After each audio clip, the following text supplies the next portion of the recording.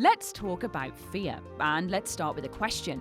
Why is a clown so scary? They're supposed to be figures of fun and childlike entertainment. They visit sick children in hospital, they fall over and take custard pies to the face for their entertainment, and they provide sometimes delicious burgers and fries at McDonald's. We ought to love them universally. So how come when it came to Stephen King telling a story that would bring together every scary, fantastical figure from horror for a retelling of the Three Billy Goats Gruff fairy tale, he didn't choose a werewolf or a spectre for its most frequent form? He chose to make his literal personification of fear a dancing clown. Not a grotesque, bloodied monster of a clown, just a normal clown. So let's ask it again.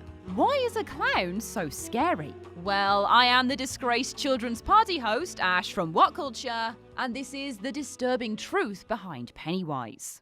People tend to flock around the idea of John Wayne Gacy's legacy being key to the success of Pennywise's look. After all, the overlap in killer clowns has got to be a fairly small Venn diagram. It's even true that Gacy's look partly inspired Pennywise's design in the novel, just as Ronald McDonald, Bozo the Clown, and Clarabelle the Clown did. But it is telling that only one of those was a murderer. At least a proven one, after all. In reality, the impact of Gacy's murderous tale is a symptom of the same fear that inspired Pennywise's chilling impact, rather than a cause. Gacy was more frightening because of his link to clowning. He didn't make clowns more scary. That came well before he did. The simple fact is that clowns were already scary. When he's been asked over the years why he chose Pennywise to be its most frequent form, King has responded with the simple statement in various forms that kids are scared of clowns. When he was asked about the supposed killer clown trend a few years ago that caused a media panic but had no more nefarious purpose than whipping up hysteria and fear, King said it again. It got out of hand because clowns are just really scary. But that's not really enough though, is it? There's some psychology behind the fear of clowns that ties quite succinctly into some of the ideas in it too. According to one study by the University of Sheffield, clowns are universally disliked by children. Some found them quite frightening and unknowable, which doesn't quite sit with the idea that clowns ought to be loved by kids. But when you think about it, the idea of an adult disguised as something fanciful for the entertainment of children could only have come from adults. No child ever conceived of a clown. They are things created by adults on an assumption that fundamentally fails to understand why they wouldn't ever appeal. The psychology states that clowns might be feared by children because their makeup hides their faces, potentially making them threats disguised as something supposedly innocent. Think about it. If you paint a permanent smile on your face, you're likely to have something to hide. And even if you don't, wearing a mask makes you permanently unpredictable when so much of how we interact with people is based on reading their expressions for insight. Another study, this time by California State University, concluded that young children are very reactive to a familiar body type with an unfamiliar face. Children don't like disguises. It's why you see so many videos of infants traumatized by their fathers shaving off beards they have always had, or why they react so poignantly to someone they know wearing a hat or glasses. It seems innocuous, but it is based on a fundamental fear. And even more horrifyingly, clowns aren't just a naturally occurring thing to be scared of. They're crafted, and essentially as adults, we thrust the idea of clowns on children despite the way young brains perceive things, almost guaranteeing they would be scared of them. What torture! No wonder they would be stigmatized even further than a typical phobia in that context. They're not just terrifying, they are a terror gifted to children by parents. A monster birthed out of something supposedly nurturing. Imagine the horror of someone throwing you a birthday party and making the centerpiece something that makes your blood run cold. The horror of the clown would only be equaled by the perverse encouragement of your parents to love it. Their misunderstanding amplifying every fear tenfold and ruining every presumption of parental protection you ever could have. The idea of safe spaces is an intriguing one, and it's actually something that fed into Bill Skarsgård's performance as Pennywise, or at least his approach to establishing the right dynamic between himself and his young cast. Both Skarsgård and director Andy Muschietti spoke about Pennywise being disturbing because he is fundamentally unexpected and unpredictable. In the director's words, Pennywise does things that make absolutely no sense, but they're very disturbing because of the weirdness. Essentially, Pennywise is scary because unpredictability is scary. Stability, whether emotional or tangible, is dependable and reassuring. Its inherent draw comes from the fact that its very existence defies stability. It is a reimagining of the troll under the bridge in the Three Billy Goats Gruff story. It is a revelation that everything the people of Derry believe to be solid and stable, the very bedrock they built their homes and lives on, is a lie containing something as dangerous as it. The fact that its favourite form is a clown is no accident either. It's as confident a form as it is perverse, which goes way back to the idea of the fascination with John Wayne Gacy's murders. The typical idea of someone who would kill multiple people would be someone capable of blending in to hide themselves. For them to dress up as ostentatiously as something as recognisable as a clown and to actively draw attention to themselves is the very epitome of unpredictability. Like Gacy, Pennywise's murderous intent should mean operating in shadow and not standing out. For him to be a colourful, garish clown standing in a normal environment and still doing what he does is unthinkable. He doesn't fit any more than those creepy clowns belonged in our real world back in 2016. They were menacing not because they held some threat, but because they didn't belong. They were too unpredictable. And again, it was something Bill Skarsgård channeled for his preparation to play the character. He's somewhat evasive when asked about the preparation because of the threat of demystification. But we know that he was consciously removed from the kids on set. Andy Muschietti confirmed he separated the kids from Pennywise to try and capture that first impression and that first reaction. And whilst he's not a method actor, Skarsgård's method of warming up was disquieting too. He would live in his little black tent on set, and then when he was repairing, out of the blue, the rest of the cast and crew would hear his creepy maniacal laugh. The way Muschietti describes it is almost like Skarsgård himself were a force of fear. His words were, "And that is where everybody shuts the up. He comes in like a long shadow."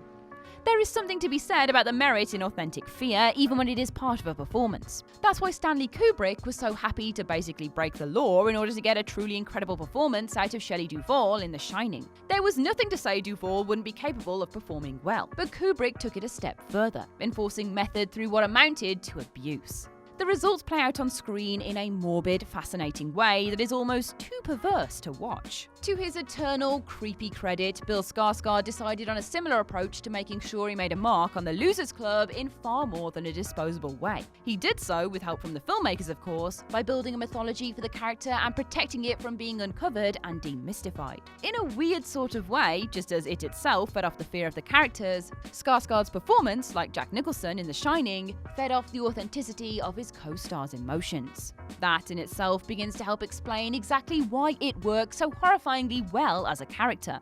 Because fear is a hell of a currency, and because they don't know what to expect from him, he ticked the unpredictable box too.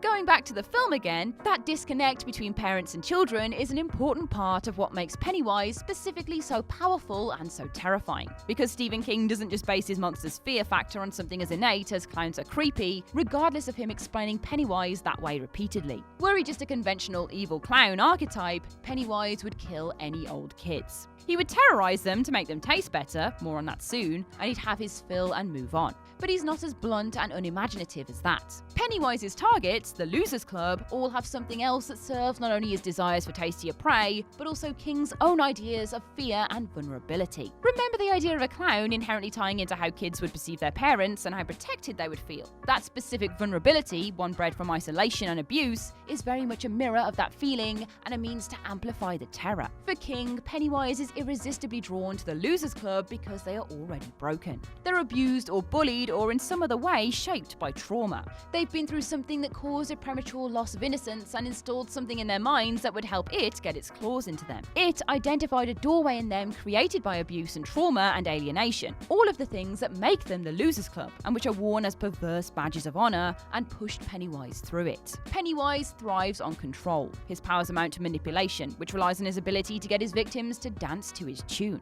Control, too, is the heart of all of the abuse and bullying that the Losers Club endure, whether it's from their families or from Henry Bowers. And when it takes control, just as when the abusers did, it takes that away from the victims and puts them at the mercy of an unpredictable tormentor. When that tormentor doubles down on the unpredictability by being something as weird and outrageous as a clown, all bets are off. That's why the clown comes back to each of the characters even as it appears in different forms throughout the story to them. It recognises that their shared experiences spell out a similar vulnerability to the one that makes clowns inherently scary, so it appears in the form that sparks those feelings. Fundamentally, its goal is to make its victims as scared as possible. It's said that fear makes human flesh taste better, like a seasoning effectively, so its manifesto is one aimed at maximum impact. It knows that each of the Losers Club has a reason to feel unprotected or abandoned, so it chiefly appears in a form that provides provocatively reminds them of that feeling. It's not even likely that Pennywise would appear to other children as frequently as he does to the Losers Club, regardless of the suggestion that the clown is its favourite form. Because Pennywise is a statement aimed at reminding those kids that fundamentally, they are alone. In the end, that's also the key to their defeat of him, because the kids have been through enough, whether because of abuse or bullying or some other trauma, to build up their defenses enough to fight back. Its weakness is its assumption that all humans are weak and can be manipulated at will, and its biggest mistake is going after more vulnerable, victimized children who have been thrust together because of a shared spirit bred in their difficult pasts. They do the unthinkable and resist, and they fight back against its assumption that they will never be able to, which is exactly why they win. At least, why they win the first battle, after all. Intriguingly, the second time the Losers Club encounter it, he still manifests as Pennywise for the most part, and you really have to question why. Surely if King's explanation that kids just hate clowns was so pertinent, then the Losers Club would have nothing to fear of Pennywise when they've grown up. It would still have power over them because it would appear in whatever form appealed to their most inherent adult fears. Pennywise would be unlikely to appear again. So why does he? Once more, you have to return to the idea of the kids being traumatized before their encounters with it. Those psychological and emotional wounds, which were primarily the reason for the losers leaving Derry, left a mark and guaranteed that they would later be susceptible to it and Pennywise even as adults. Their relationship with it very much mimics adult experiences with childhood trauma. Mental health issues can manifest in adults years after the so-called trigger, pulling foundations from under you most unexpectedly and robbing you of emotional stability and control. For it to return in adulthood and so unexpectedly, particularly when you may not have a full memory of the trigger event, is why it can be so traumatic. It's not something that Andy Muschietti is avoiding addressing either, as the very reason there are flashback sequences with the 1989 cast in It Chapter 2 is because the gang's experiences as adults dredges up memories they didn't know they had. They are the unreliable narrators of the first movie because it's a story being told in hindsight. It's only when more trauma starts unlocking old doors that they remember the new details. That too filters into the idea of unpredictability and instability as the most effective forms of fear.